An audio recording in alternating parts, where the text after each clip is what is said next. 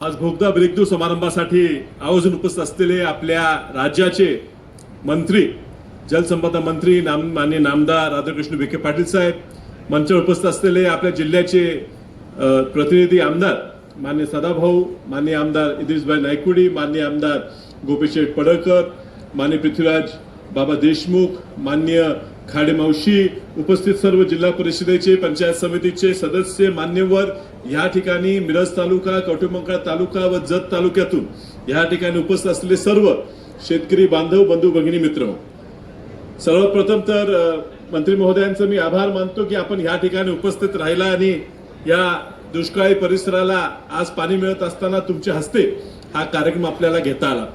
अर्थात गोपीशेठांनी सांगितलं की 83-84 वसंतदादा मुख्यमंत्री असताना खऱ्या अर्थानं या म्हैसाळ प्रकल्पाला मंजुरी मिळाली होती। मात्र त्यानंतर वसंतदादांनी राजीनामा दिला मुख्यमंत्री पदाचा आणि ही प्रकल्प मागे पडून गेला।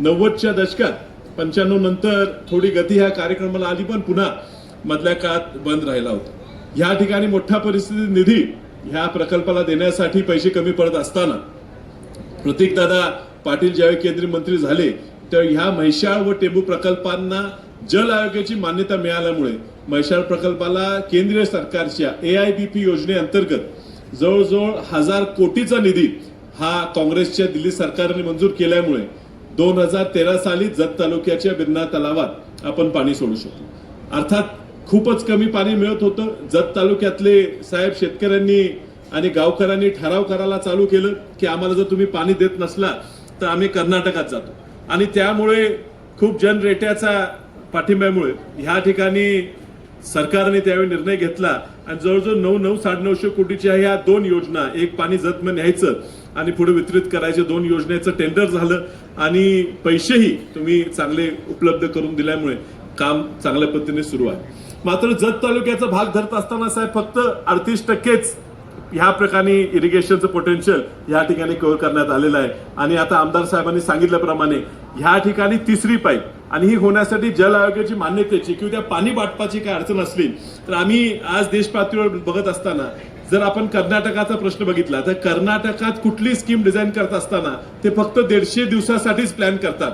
आपली म्हैसाळचा प्रकल्प हा 270 दिवसात 5 TMC पाणी न्यायचा प्रकल्प असल्यामुळे त्याची जी आपली क्युसेकची क्षमता आहे ती थोडी कमी आहे। जर ह्याला नियोजन करताना साहेब आपण जल आयोगाकडून मान्यता घेऊ शकतो।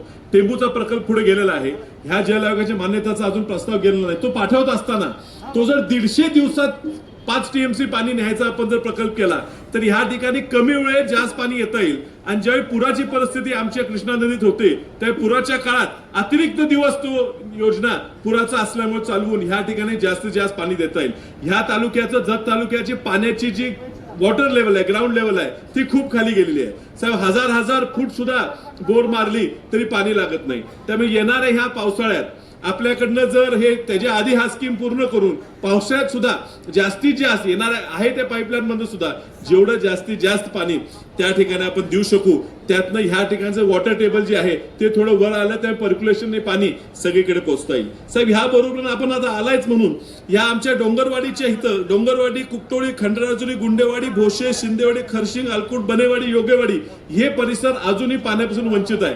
तिथं डोंगरवाडीत तुम्ही एक उपसा योजनेचं जर नियोजन केलं तर त्यातनं त्या परिसराला जो वंचित राहिला मिरज तालुका नदीपासून एवढा जवळ आहे, नदीतनं तालुक्यातनं नदी वाहते, पण हा आमचे गाव वंचित राहिले त्यासाठी थोडे पैसे लागणार आहेत। आणि त्याचबरोबर आमच्या माझ्या मतदारसंघातल्या कडेगाव गावातले रायगाव, शाळगाव, अपशिंगे, कोतवडे, त्याचप्रमाणे कराडगावचे शामगाव ह्या गावात सुद्धा फक्त 100 कोटी जर तिथे उपलब्ध झाले तर थोडी लिफ्ट होऊन त्या ठिकाणी सुद्धा आपण पाणी देता येईल साहेब।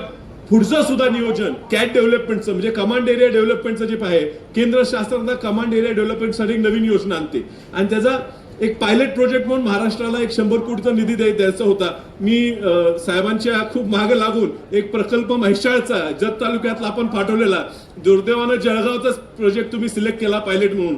अजूनही जर बदलता येत असेल तर ह्या ठिकाणचे शेतकरी ड्रीप इरिगेशन करायला तयार आहेत तर जत तालुक्याचा तो कॅटचा 100 कोटीचा प्रोजेक्ट आणि त्यानंतर तो चांगला चालणार होणाऱ्या प्रोजेक्टसाठी तुम्ही जर पाणी पैसे उपलब्ध करून दिले तर निश्चित ह्या तालुक्याला कष्टकरी लोक आहेत साहेब, कष्टातनं दिवस काढलेले आहेत, यांना पाणी मिळालं तर निश्चित साहेब चांगली पिकं उगवून आपल्या महाराष्ट्राच्या अर्थव्यवस्थेसाठी एक चांगली कामगिरी करू शकतील।